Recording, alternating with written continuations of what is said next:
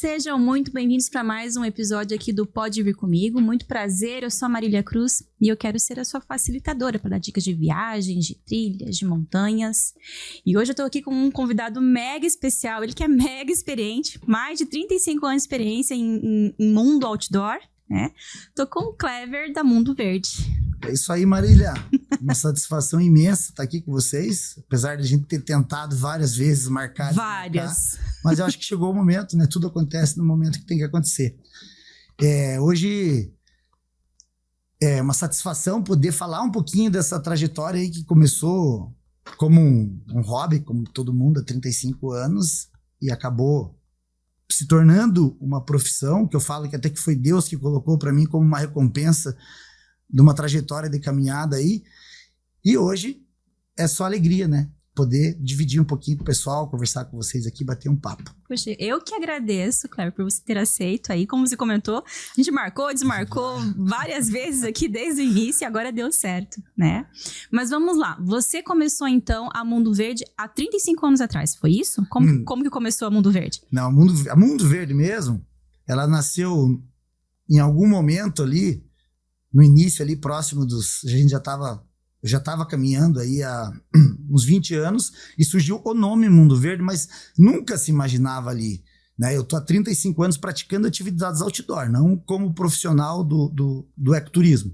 Não como guia de turismo. Porque não se imaginava que você poderia trabalhar, viver de ecoturismo lá na década de 90, 80, 90. Sim. Então, era, digamos assim, uma viagem na maionese, era um sonho que se falava, e esse nome ele surgiu ali naquele momento, mas nem se pensava. Tanto que se você montasse algo naquela época, ninguém ia vir fazer caminhada com você, porque ninguém ia, né? Uhum. Não era como que é a palavra que eu posso usar? Não era um desejo das pessoas. E também não era uma profissão, né? Naquele não se momento. via isso, porque né? não existia, pelo menos no Brasil, pelo menos aqui em Curitiba, né? Uhum. Não existia. Uhum. Então, são 35 anos praticando as caminhadas, as trilhas, uhum. Mas como Mundo Verde aí, eu já tô há 13 anos. A gente tá fechando 13 anos de atividade e foi muito legal como começou, né? Uhum. Porque eu venho de várias outras áreas e a última área, antes de entrar a penúltima, antes de começar o turismo, era a indústria. Desenvolvimento e fabricação de máquinas. E aí a gente sofreu aí uma crise no setor de máquina devido à abertura de mercado internacional, as máquinas da China entrando, enfim, aquela que todo mundo já conhece. Uhum. E aí a indústria de máquina, que era onde eu tinha uma expertise grande, foi a bancarrota. E aí o que eu vou fazer? Vai indo nisso, fazendo minhas trilhas como hobby. E aí eu lembro que na época sobrou só tudo que eu tinha, né? Eu fui consumindo o que eu tinha, porque eu tinha família, tinha meus filhos ali. Você vai consumindo e vai tentando voltar pro mercado, e vai tentando se encaixar. Uhum. E aí eu tinha os últimos R$300 na minha conta. E eu falei pra mãe das minhas filhas, que na época, né, eu era casado. Eu falei assim, tem R$300 e eu preciso fazer alguma coisa. E eu tinha ido fazer um trabalho voluntário numa casa de apoio, contraturno Casa de Apoio Irmã Sheila, que tem em Colombo. E eu fui naquele dia fazer um trabalho voluntário. Uhum. Aí eu usei uma roçadeira, e eu nunca tinha usado roçadeira, né? E eu usei, gostei ali, daí eu falei até eu chamo de tio, né? Que é falo que é meu mentor espiritual, né? Falei, tio, vende pra mim? Falei, vendo. Quanto? 300.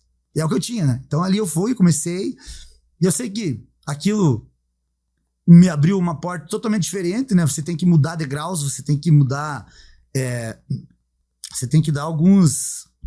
Como é que fala a palavra? Startups ali dentro da tua cabeça, você tem que mudar algumas coisas. Tem que evoluir, tem que virar algumas chaves. Quebrar algumas e crenças você tem que dar limitantes. alguns passos, às vezes você tem que voltar, né? Tanto que aí eu comecei ali, né? Sem experiência nenhuma, mas vamos fazer jardinagem. Eu sei que eu fiquei 2 anos sustentando minha família. E eu chegava nas casas, a galera falava, você não tem vergonha? Você tem faculdade, você tem isso, você tem aquilo, você tá aí cortando grama. Eu falava assim, vergonha devia ter você que tá desempregado, com a tua máquina ali dentro da tua sala ali, e pagando pra mim cortar a tua grama. Falei, eu tenho vergonha de chegar ali no mercado ali e minha filha pediu um iogurte, eu não tenho dinheiro pra comprar disso, eu tenho vergonha. Sim. E eu acho que esse meter a cara e vamos aí, vamos fazer o que tem que ser feito no momento que precisa ser feito, me deu... Falei, não, tá aí, vou dar pra esse cara, ele merece. Então a Mundo Verde vai nascer. E como é que foi isso? Deu um primeiro boom ali de turismo de aventura, aconteceu 2008, 2009, teve uma grande procura. Só que o que a gente começou a ver? Bastante, desculpa a palavra, né? Mas bastante cagada acontecendo. galera se perdendo, galera destruindo, galera deixando lixo, aquilo que a gente já sabe que hoje está até mais acentuado, mas naquela época começou isso. E o que eu fiz? Eu montei um grupo facilitador. Então a Mundo Verde não começou como uma agência de ecoturismo, ela começou como um grupo facilitador, que não tinha fins lucrativos nenhum. Eu juntava a galera ali, inclusive era ali na antiga Divesa que tem no Atuba, que até um tempo atrás a galera se juntava para sair dali. E aí a gente se juntava, cada um ia no seu carro e ia pra trilha. Só que isso foi tomando uma proporção. Chegou uma hora, a gente tava saindo com 30, 40 carros dali. E aí foi tomando meu tempo. E aí eu fiquei sabendo, nem sabia, fiquei sabendo assim, que se eu tô só de amigo, só convidando. E se eu tiver um acidente, eu vou responder civil e criminalmente por aquilo, independente se eu tô ganhando, se eu não tô ganhando, se eu só... Porque eu movimentei a ideia de, se acontecer alguma coisa com alguém lá, a responsabilidade é ser minha. Eu falei, opa, peraí. Aí tá ficando sério. Sim. Né? E ali já tava tomando tempo, telefone, organização, aquilo tava tomando um tempo. Daí eu falei, quer saber? Eu vou começar a operar, vamos mudar um pouquinho. Foi onde eu fui atrás das preparações. O curso técnico, além de ter ali, já nessa época eu já tava com 20 e poucos anos de experiência em atividade, que eu acho que isso é o mais importante. Você primeiro tem que conhecer, mas conhecer muito. Né? Não é hoje o que a gente vê, o pessoal ir pra trilha 2 vezes, daí já monta um grupo e já quer levar. Sim. Não, você tem que conhecer muito antes de ir. Porque quando tá tudo certo, é maravilha, é ótimo. Mas de um segundo pro outro, o ecoturismo, ele se transforma de um prazer numa tragédia. É de um segundo pro outro. Então você tem que estar muito antenado nisso. Então antes de qualquer coisa, eu fui procurar ali ter experiência, o guia técnico de turismo, que muita gente não sabe, mas para você sair e movimentar um grupo hoje, de qualquer lugar, de um ponto para o outro, você tem que ser guia de turismo técnico. Não adianta, eu vou fazer faculdade de turismo para viajar. Esqueça, você vai fazer faculdade de 5 anos, mas você vai viajar. Pelo menos você não vai poder conduzir grupos, porque só quem pode conduzir grupos é o técnico de guia de turismo. E aí os treinamentos de resgate em áreas remotas, enfim, tudo o que precisa para que você tenha segurança, porque eu falo que um dos pilares mais importantes do turismo de aventura é a questão da segurança.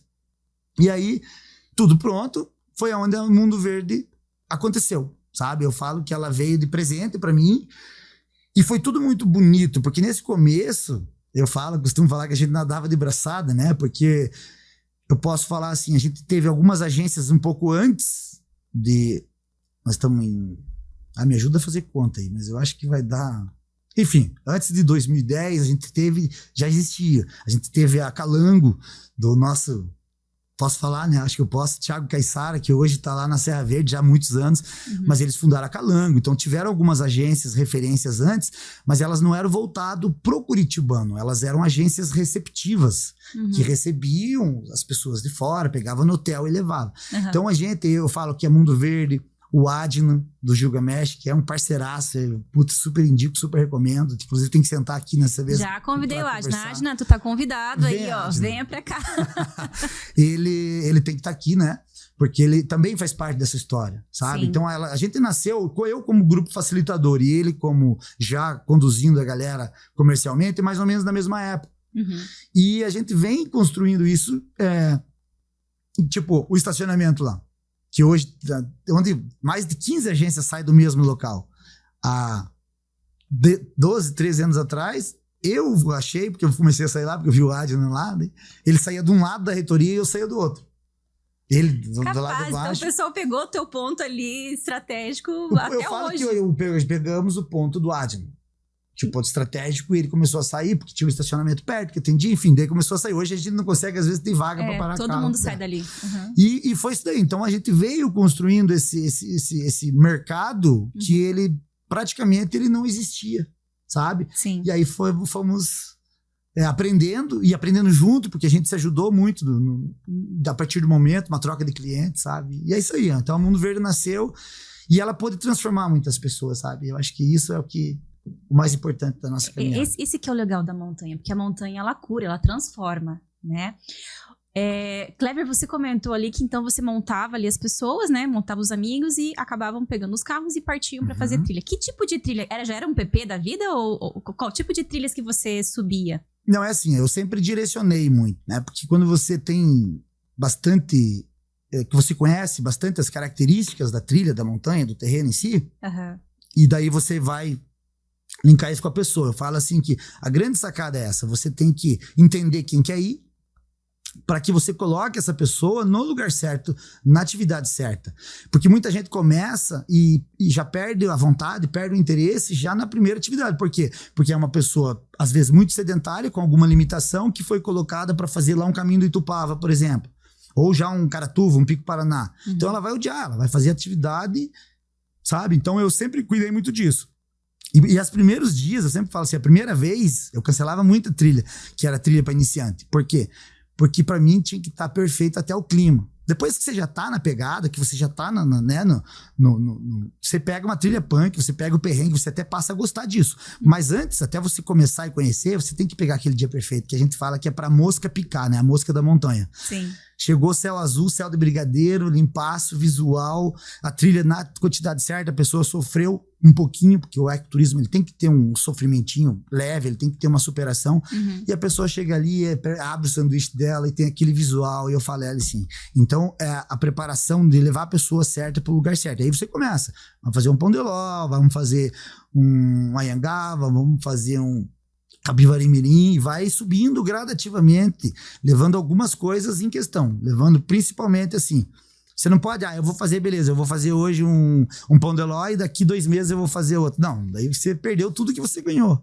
Para você fazer um processo, a cada 15 dias, pelo menos. O ideal seria semanal, para você ter o ganho. Mas a cada 15 dias, são 2 por mês no mínimo, para que você vá tendo esse ganho e depois você consegue ir lá fazer um PP, fazer uma Torre da Prata, que é os mais desejados aí hoje, né, da galera, com a dose certa de sofrimento e de prazer, né? Que é uma mistura das duas coisas ali. Sim. E naquela época, a trilha já era bem sinalizada, porque hoje, com essa movimentação, o carreiro ele já tá até pronto, né? Mas há 13, 14 anos atrás, já tinha tudo essa estrutura que tem hoje, não tinha, era mais fácil, porque não tinha o Wikiloc, né? Sim, não tinha nada. Era topográfica, era no mapa, na bússola. Como que vocês se orientavam ali na trilha sem muita sinalização? Não sei se tinha esse tipo de sinalização, se era vocês que iam desbravando mesmo. Então, não, ali, porque eu falo pra você, né? A gente começou ali desde o início, quando eu lá comecei há 35 anos atrás, já tinha o Curitiba. Curitiba a gente pode considerar como berço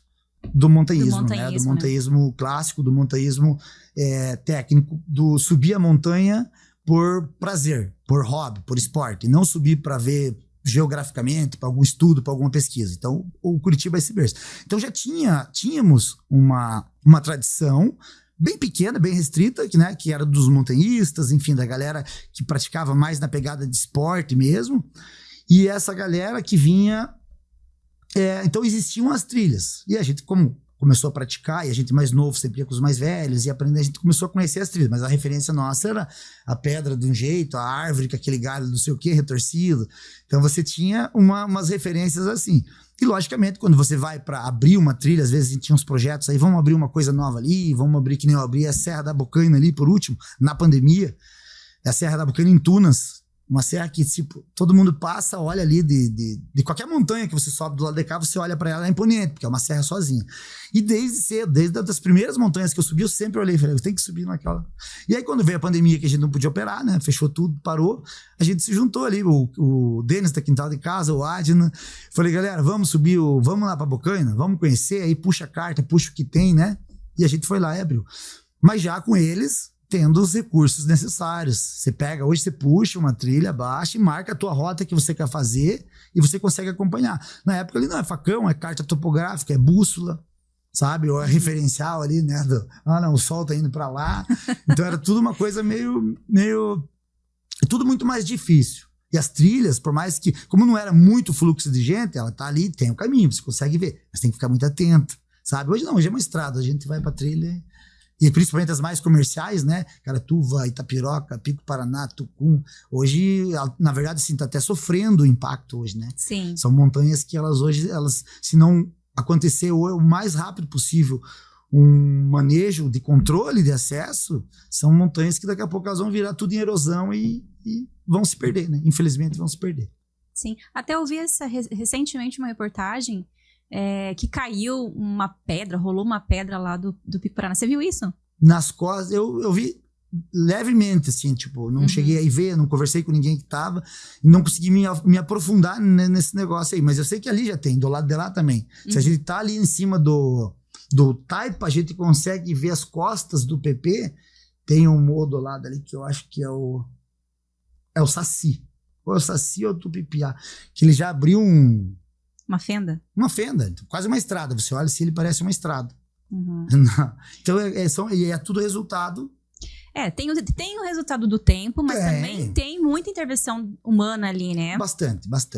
Então eu acho que só precisa de um plano de manejo, né? Controle, controle de acesso. Pra gente poder ter essa preservação, né? Importantíssimo. Clever, então, além de você ter, então, essa expertise de tempos aí, de preparar pessoas, né? Pra poder subir e conquistar montanhas, tem uma coisa que eu achei legal da Mundo Verde, que você também tem uma expertise de travessias. E uma delas é o Lagamar. Acho que você é o primeiro convidado aqui que eu ouvi falar do tal da travessia do Lagamar, que é uma travessia bastante complexa. E eu queria que você contasse um pouquinho pra gente. Será que eu consigo colocar essa na minha lista também pra poder fazer? Acho que você tem que fazer, hein? Agora, e vai ter algumas datas aí que eu vou te oferecer pra você ir lá. Show. O Lagamar, acho que hoje eu posso dizer que é o roteiro que eu mais gosto de operar. Eu tô na 15ª edição agora no Réveillon e vou fazer a 16ª edição no Carnaval. Onde fica o Lagamar? O Lagamar, primeiro assim, o que é o Lagamar, né? Pessoal, o que é Lagamar? Lagamar é um complexo, tá? É uma interação harmoniosa de 3 biomas distintos. A Mata Atlântica, o mangue e o complexo estuarino, que é o complexo de ilhas. Essa interação entre elas criou uma área que se chama Lagamar. Por quê? Porque a Mata Atlântica fornece um monte de substâncias orgânicas, né? Coloca ali da floresta que vai pro rio e cai lá. O mar entra com toda mais uma outra gama, além das espécies marinhas, o sal, enfim, tudo que vem do mar. E isso se concentra no mangue. Ele cria uma sopa, porque daí como o complexo estuarino ele serve como como é que eu vou dizer? Ele quebra a onda. Então, quando o mar entra ali, se não tivesse, ele varreria o litoral, igual é a praia. Então, o complexo de ilha faz o mar entrar mais devagar e permitir que aconteça essa mistura se transforma num suco proteico. E ali é o maior berçário da vida marinha do Brasil, quiçá do mundo. Sabe? Então, as espécies que vêm de todo lado se reproduzem ali e vão pro oceano.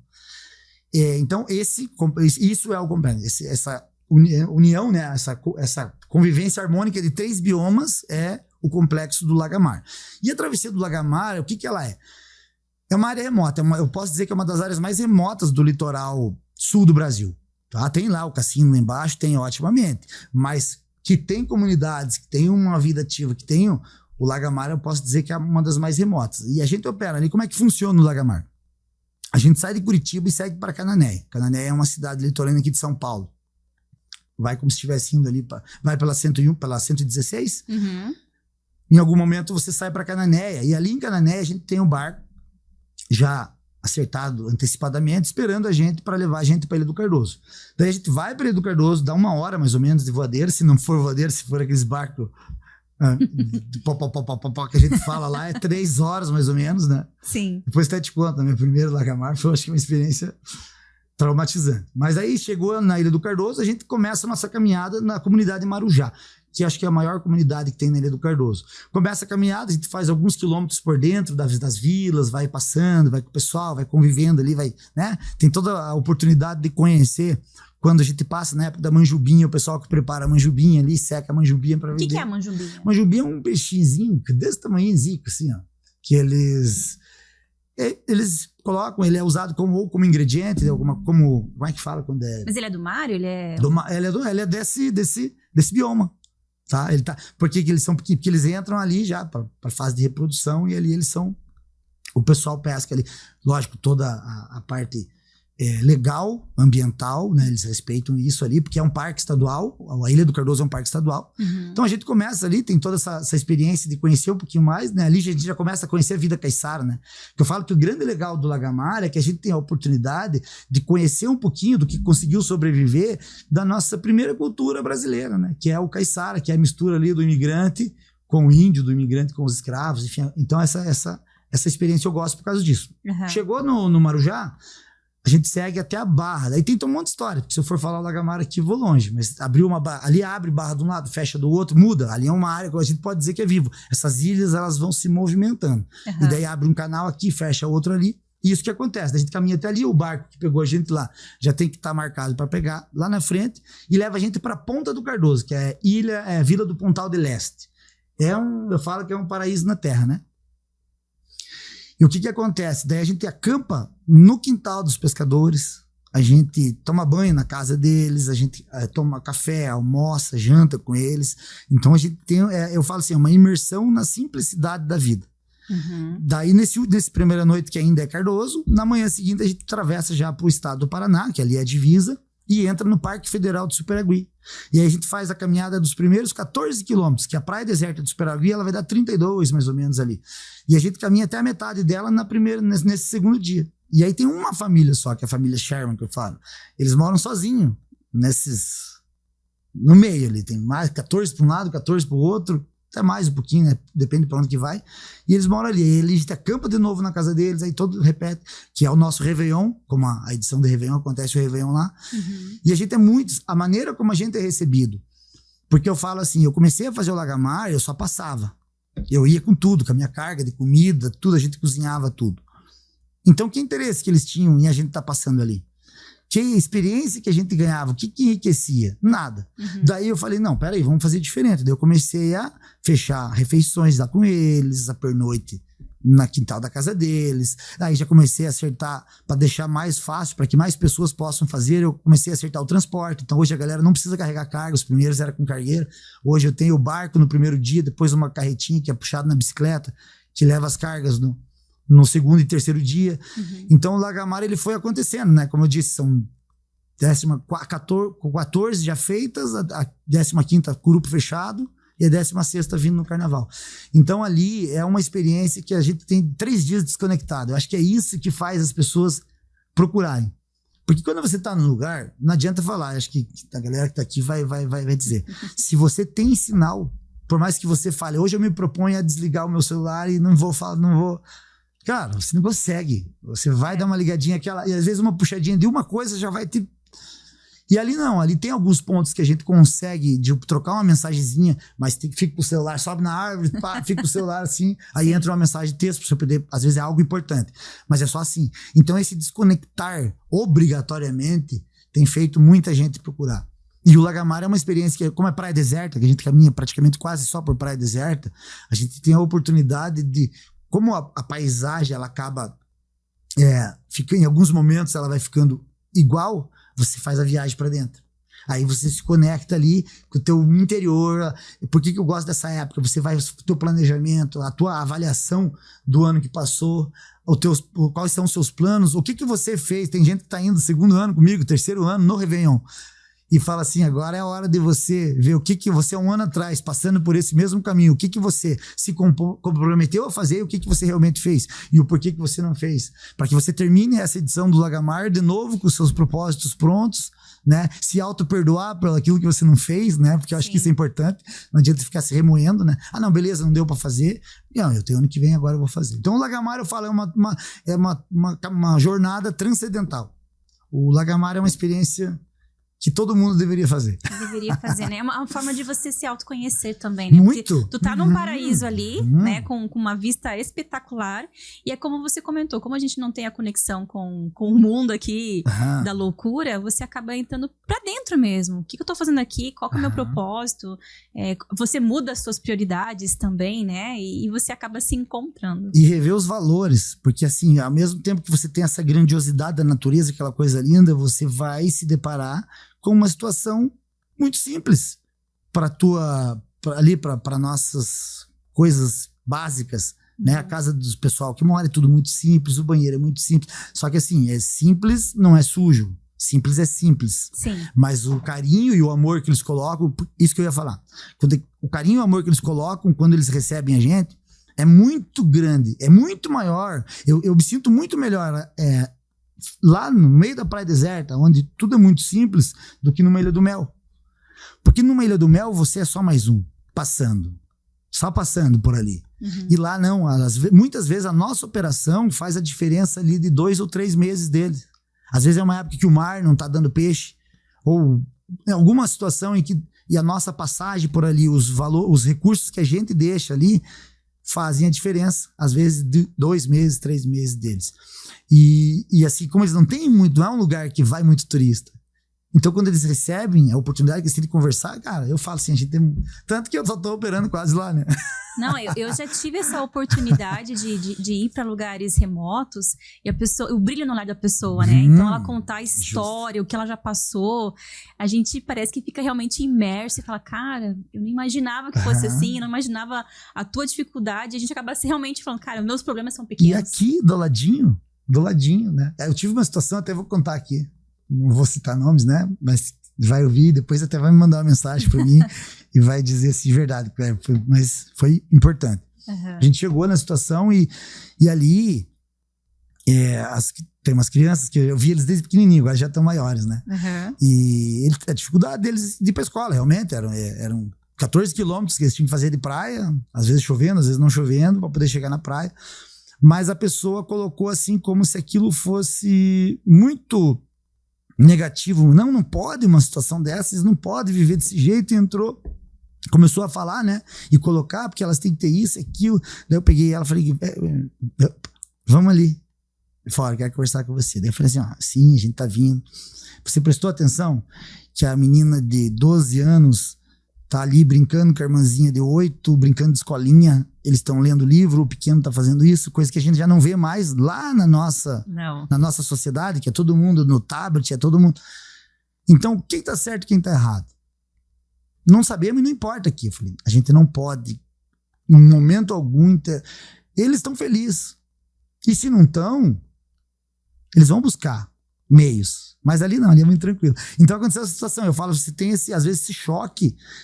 Você vem, sai acostumado a ir para um hotel, resort, que a galera fica em pousada. Eu já falo, galera, é uma região simples. Sim. Só que vocês vão ser recebidos assim do jeito que eu nunca, em 35 anos indo para lá e para cá, eu nunca fui recebido da maneira que a gente é recebido lá. É a experiência, né? Experiência. Show. Então, pra gente poder fazer essa travessia, são 3 dias. 3 dias. Pelo menos 14 km que a gente vai estar andando ali. O primeiro dia são 8, tá? Mais ou menos 8, sendo ali 3 da comunidade, dentro da vila, saindo. Depois a gente sai na praia e aí começa mais, acho que 5. Primeiro dia. Daí, chegou na Barra, o barco já pega, a gente já vai pra lá. Daí fica o quê? Tomando banho na Barra, na praia. Daí à tarde a gente vê a revoada de retorno dos Guará, que ali tem um ninho muito grande de Guará. Então, à tarde, às 5 e pouquinhos, começa o voo de retorno. A gente vai contemplar o pôr do sol na Barra. Então, a gente fica aproveitando para bater um papo com o pessoal, né? Daí, então, o primeiro dia deu 8, né, de caminhada. No dia seguinte, 14, 13,5, 14, porque varia primeiro de aplicativo de medição para aplicativo de medição, e às vezes a maré está um pouco mais baixa, então aumenta um pouco mais o banco de areia, às vezes diminui, então essa tua caminhada ela acaba oscilando um pouquinho. Mas é 8, 14 e 14, em média. Então ali vai dar... Quase 40 km. Aí, quase 40 km.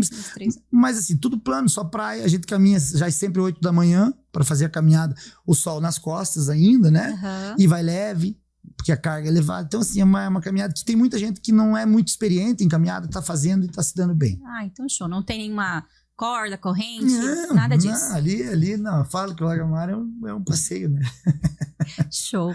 Uma coisa que você falou que eu achei bem legal, eu ainda não tive a oportunidade, não sou tão raiz assim como você, que é fazer acampamento, mas sem a barraca. Tu vai só com o saco de dormir. O bivac, né? E você teve uma experiência, conta pra mim essa experiência aí de novo, porque eu achei super interessante.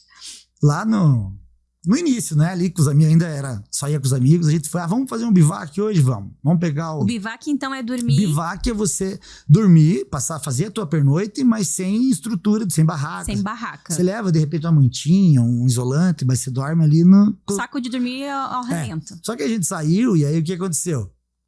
Ali a nossa serra ela é uma caixinha de surpresa. Então você tá do lado de cá, Curitiba tá lindona, tá maravilhosa, mas a gente não consegue ver, porque ela é uma barreira, né? A serra é uma barreira. Às vezes ela tá segurando um monte de nuvem do lado de lá que você não consegue ver, e aí você sai daqui empolgadão, né? Tem 2 situações pra falar sobre esse.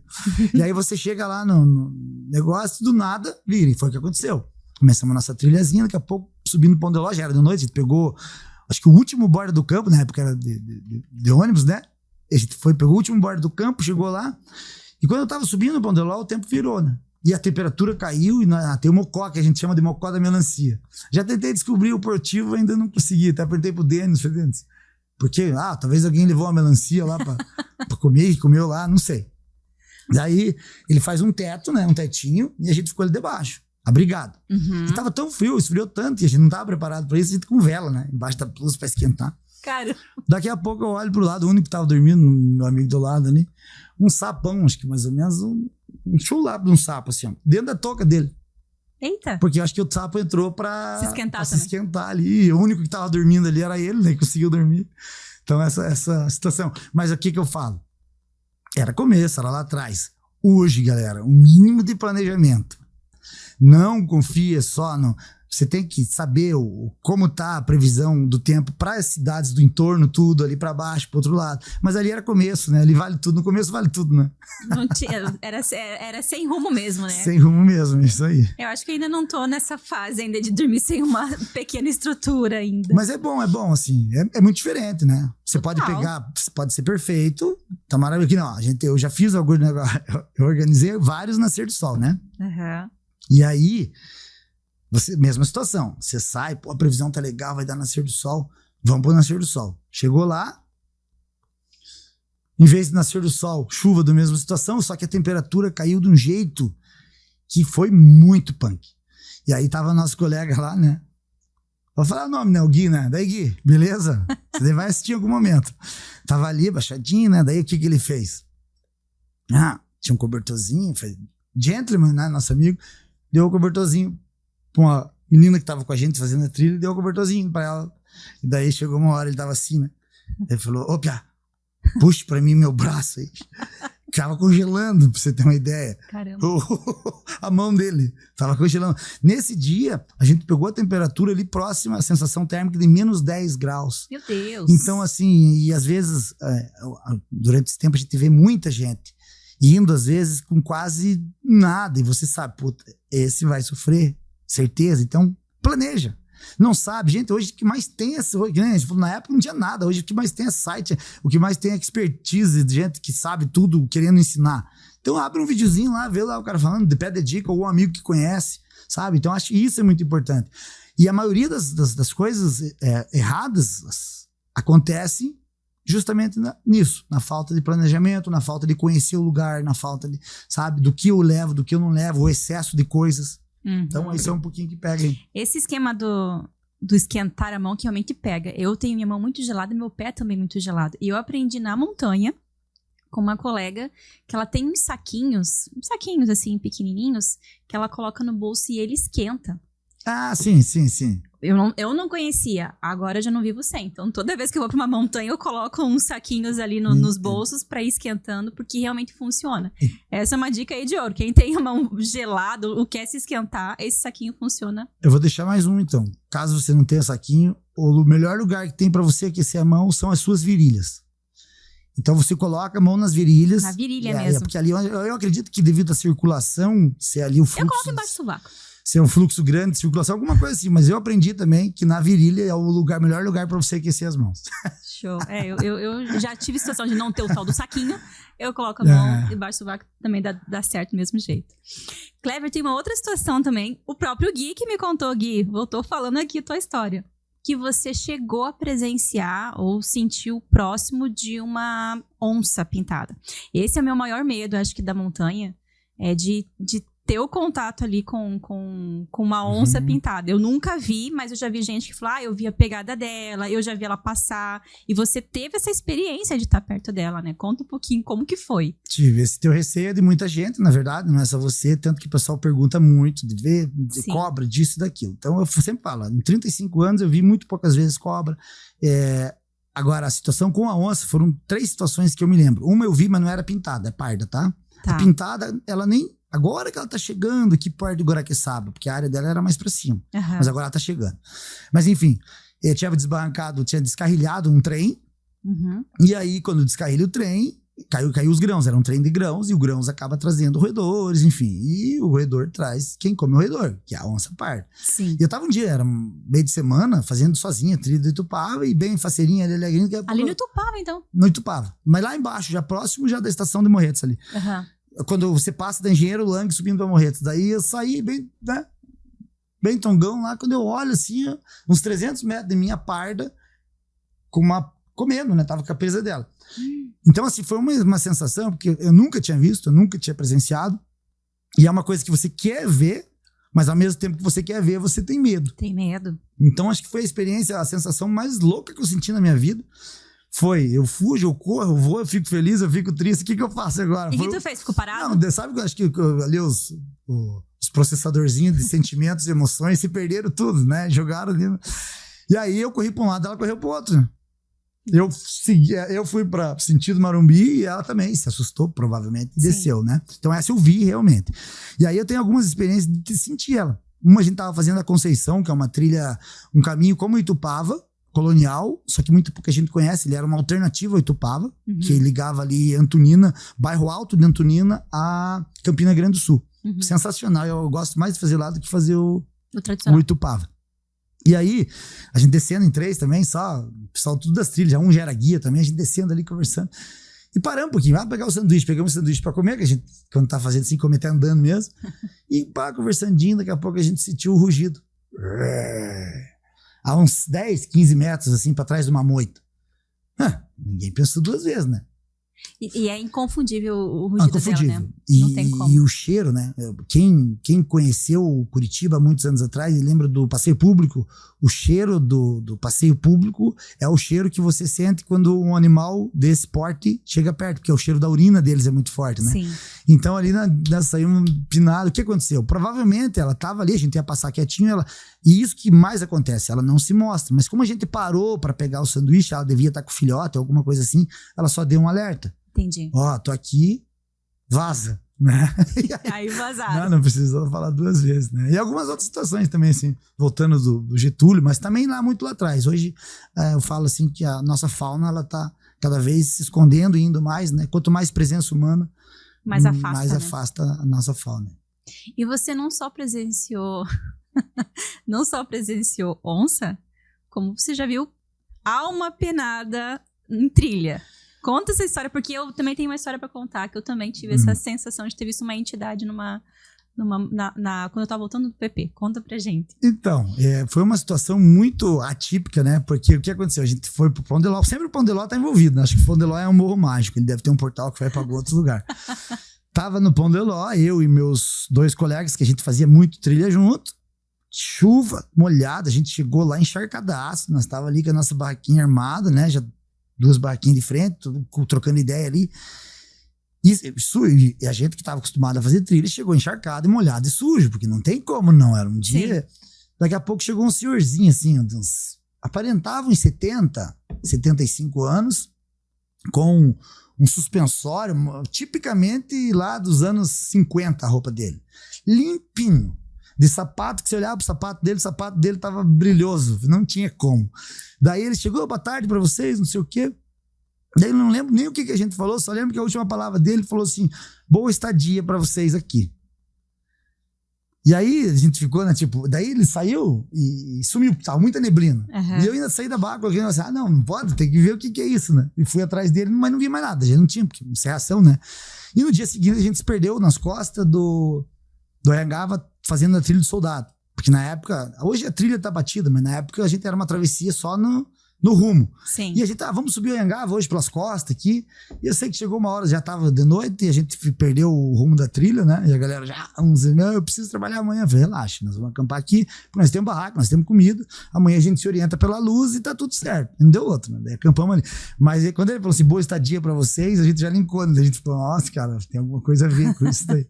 Mas e o final de semana agora, que passou algumas semanas atrás, depois você vai ter que editar, tá? Azar. E algumas semanas atrás eu encontrei o mesmo senhorzinho? Não. Eu encontrei o menino que estava junto comigo nesse dia. A gente lembrou da situação e falou, e até hoje a gente fica desacreditado. Não, tem coisa que não dá pra acreditar, né?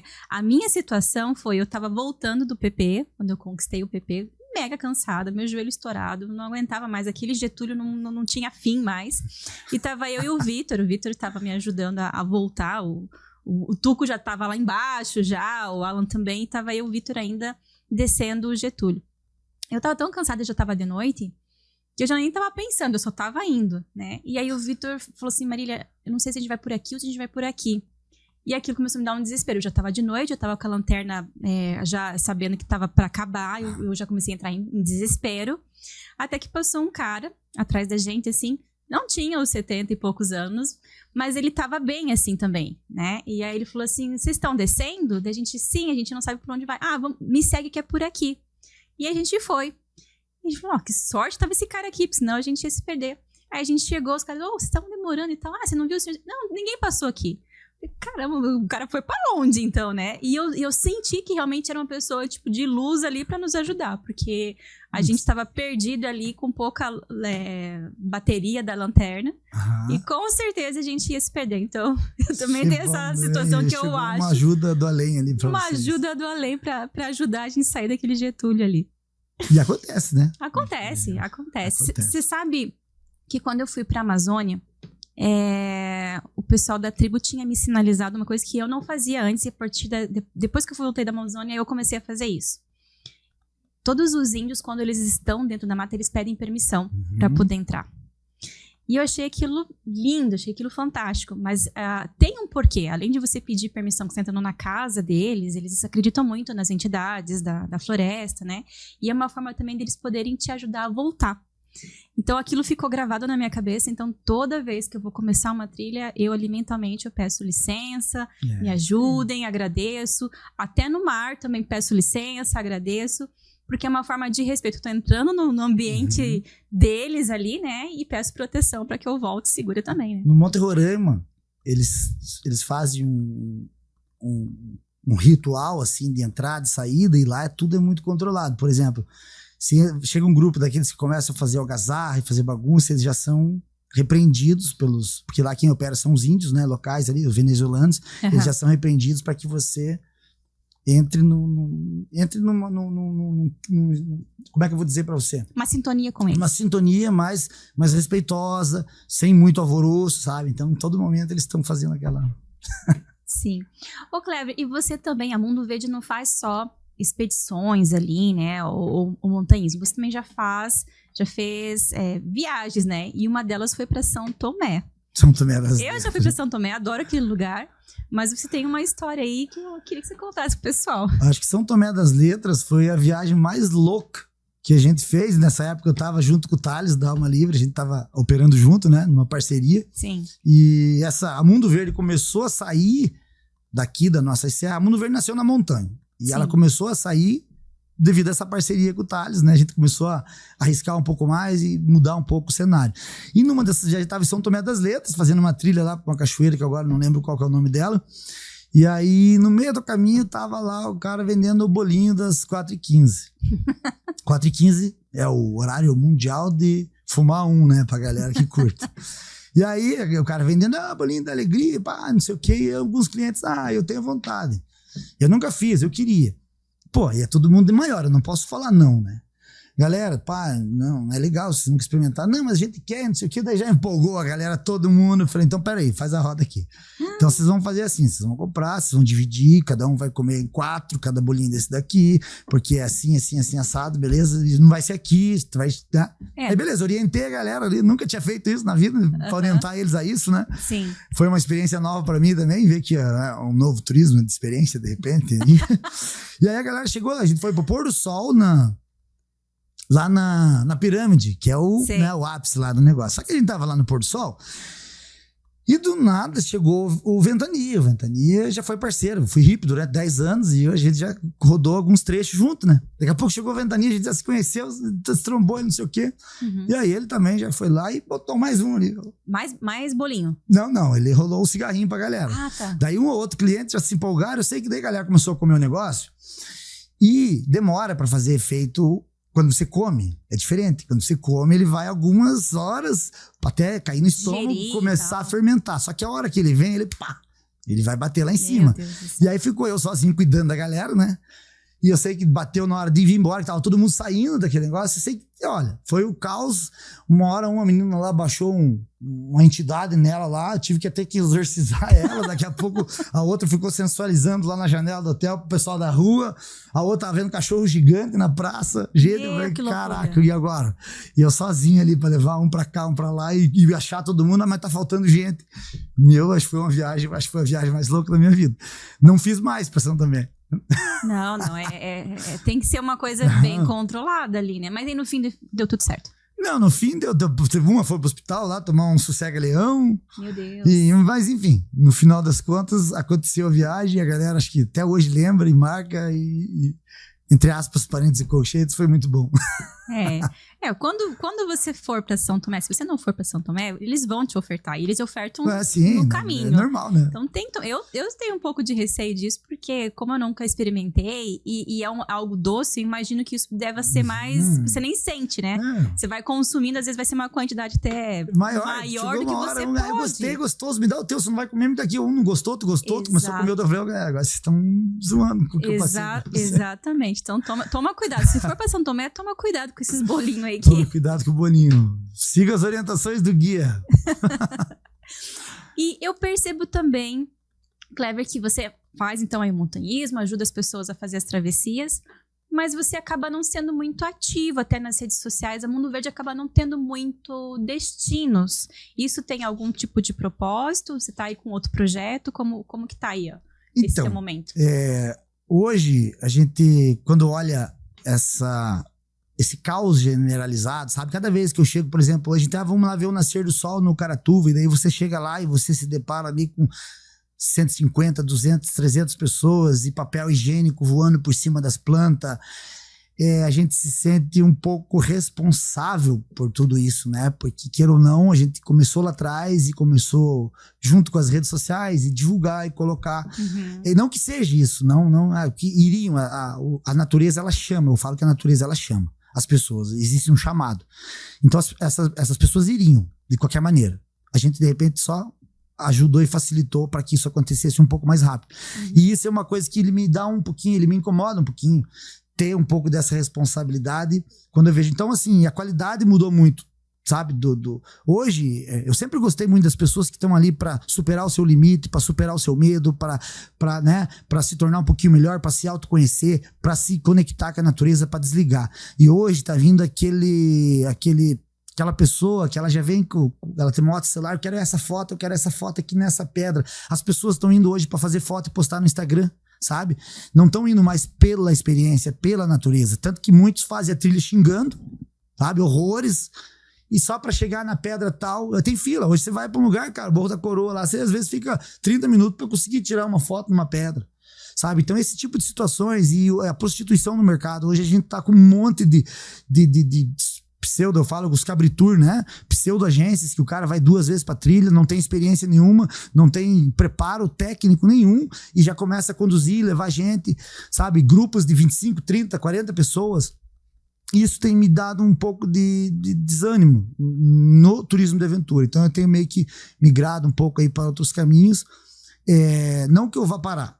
Hoje eu tento escolher alguns roteiros em que o pessoal não tá trabalhando, não tá indo, alguma coisa alternativa, sabe? Para poder continuar oferecendo, porque muita gente saiu daquele meio, porque não tem um lugar mais. Quem tá em busca de tranquilidade, quem tá em busca de sossego, quem tá em busca de silêncio, hoje, infelizmente, você já não encontra mais, pelo menos nos finais de semana. Você não encontra. Você não vai pra montanha mais pra você ir lá e curtir um silêncio. Não, você vai pra ver briga de JBL, quem que vai escutar o som mais alto, quem que vai escutar o som, cada um na sua. Respeito todo mundo, mas eu acho que tem coisas e coisas, né? Então esse tipo de coisa, a Mundo Verde ela tem diminuído e tem uma transição acontecendo, né?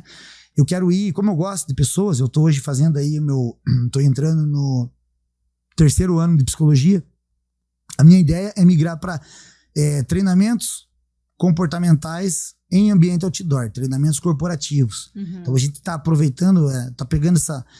Continuo com alguns roteiros, eu montei meu pub também lá, né? O Pub Grill Chefe Costela, que tá ali, é mais um projeto que a gente fez aí pro pessoal ter um lugar para se encontrar e ver no telão os vídeos rolando, que nossos vídeos sempre estão passando. E aí, tem algumas mudanças acontecendo. Eu não vou deixar de operar, mas eu vou mudar um pouco, sabe? Porque a gente acaba depende da maneira que você quer conduzir, você já não consegue mais ir para muitos lugares. Você tem que estar escolhendo, sabe? Isso eu acho que não é legal. Então a Mundo Verde, ela não vai parar, mas ela vai manter ali naquela pegada mais os clientes que já estão, os clientes mais... Eu tenho pessoas andando comigo aí desde que eu comecei, sabe? São fiéis vão caminhar, lógico, é normal, caminhar com outras agências, mas sempre estão caminhando com a gente, sempre estão voltando, né? É porque, me corrija se eu estiver falando besteira, mas é que o propósito da Mundo Verde é você não se preocupar com o destino, é você se preocupar com a experiência. Justamente, porque assim, eu falo que não é sobre lugares, é sobre pessoas e momentos. A gente faz eu tenho algumas experiências que eu faço ali, que é de meio dia da atividade, ou quase um dia, e chega muita gente que volta de uma experiência muito maior, de um Fernando Noronha, de um Machu Picchu, e fala assim, cara, nesse único dia eu consegui ter muito mais emoções, porque assim, o que grava? Aquilo que tem emoções agregadas. Quanto mais emoção, seja positiva ou negativa, mais aquilo vai ser absorvido e vai ser armazenado lá no inconsciente. Então, quando a gente trabalha a questão da experiência, pela experiência, quanto mais coisa você pode agregar aqui, por exemplo, no acampamento, eu não vou lá e deixo tudo pronto pra galera. Eu falo, galera, a gente vai montar o acampamento, ó, é assim que monta a barraca, é assim que faz não sei o quê. Quem que vai buscar água lá no rio pra fazer a comida? Quem que vai cortar a cebola? Por quê? Porque a pessoa vai ter a oportunidade de viver aquele momento. Porque é muito mais rico e muito mais legal do que você ficar sentando esperando alguém te servir. Né? Você vai voltar aí com muito mais conhecimento, né? Então, a gente prioriza a questão da experiência acima, lógico, o local é muito importante, mas a experiência em si, o que ela agrega, o que ela te transforma, porque é a experiência que te transforma, né? Não é o lugar, é a experiência. Então é isso aí, a Mundo Verde trabalha com experiências. Show. E a tua próxima oportunidade de dar experiência para as pessoas é a travessia do Lagamar agora, né? Isso, eu dei essa paradinha aí de 2 meses mais ou menos aí por conta de algumas mudanças, né? E agora eu volto no Réveillon com o Lagamar, depois já tenho Ilha do Mel ali pra janeiro, depois mais um Lagamar lá no Réveillon e assim vou colocando, tem um roteiro novo abrindo também, que eu não vou falar nada dele agora, mas... Entendi. E você também tem esses projetos de montar um grupo de pessoas para se preparar para ir para montanhas de um grau mais elevado, como por exemplo o Pico Paraná? Agora você entrou num assunto delicado. O que acontece? O projeto Pico Paraná, ele já existe desde 1980, antes de mim. O Clube Paranaense de Montanhismo já tinha um programa parecido, o Adnan do Julgamestre já teve um programa parecido. Eu comecei justamente isso, que nem eu falei, gradativos, a gente já tem esse projeto há muitos anos. E hoje a gente tem agências entrando e dizendo que são donos do projeto, que são pioneiros do projeto, mas chegaram agora, entendeu? Porque assim, são coisas e coisas, né? Hoje a galera chega, tá tudo pronto, nós já fizemos. Então sempre foi Ctrl-C, Ctrl-V dos nossos textos de divulgação, nossas fotos, eles usavam nossas fotos, sabe? Então literalmente a galera vem na nossa pegada, vem atrás, vem copiando, vem fazendo as coisas. E hoje você pegar um negócio que já existia e só registrar e dizer que é teu, então assim, me desculpe, esse também é um dos motivos que tem feito o ecoturismo ceder um pouquinho de espaço aí mais para questão de treinamentos e outras coisas e outros projetos aí. O teu diferencial para essas empresas aí que se titulam pioneiras, né? O que você teria de diferencial da Mundo Verde para essas empresas, então? E eu acho que assim, primeiro, o expertise de 35 anos subindo. De 35 anos, muitos deles perrengue, conhecendo o treinamento, a busca, o preparo. Então eu falo assim, hoje eu trabalho com... Eu tive um momento em que eu tive a escolha. A Mundo Verde poderia decolar, assim como decolou grandes empresas, Quintal de Casa, que são sensacionais, o Thales da Alma Livre está decolando, e eu tinha a opção de... Só que quando você decola, você precisa abrir a tua operação, e daí ele sai da tua mão. E para você tirar da tua mão algo que põe em risco a vida dos outros é muito delicado. Sim. Então ou você monta uma puta equipe e que você confia muito e que vai seguir exatamente como você quer, né? Ou você vai pegando... Porque aí chega uma hora, a tua demanda aumenta e você só quer o quê? Você só quer ganhar dinheiro. Então coloca ali, coloca o fulano. O fulano é guia, pega esse guia. E é guia. Tem preparo? Se acontecer um BO lá, vai saber o que fazer no momento? E a gente tá tendo, a gente tá vendo. Tá tendo muito acidente, tá tendo muitas coisas, né? Então, é mais ou menos nessa linha aí. Entendi. Ai, Clever, eu agradeço demais. Passou aqui uma hora que eu quase nem senti, né? Mas eu agradeço demais a sua presença aqui. Quem quiser, então, não ir com o intuito comercial, mas ir com o intuito de se conhecer mesmo, se desafiar, se desenvolver, se experienciar, ter uma experiência totalmente diferente, a gente está indicando aqui, então, a Mundo Verde. Vocês estão no Instagram como @Mundo Verde. Mundo Verde Ecoturismo. Ecoturismo, podem estar seguindo ele lá, né? Peço também aqui para vocês seguirem o Pode Vir Comigo, né? @Pode Vir Comigo. E também se inscrever no nosso canal, a gente vai soltar aqui em breve. E olha, Clever, eu acho que a gente podia fazer algo diferente com o teu pub, viu? Vamos fazer.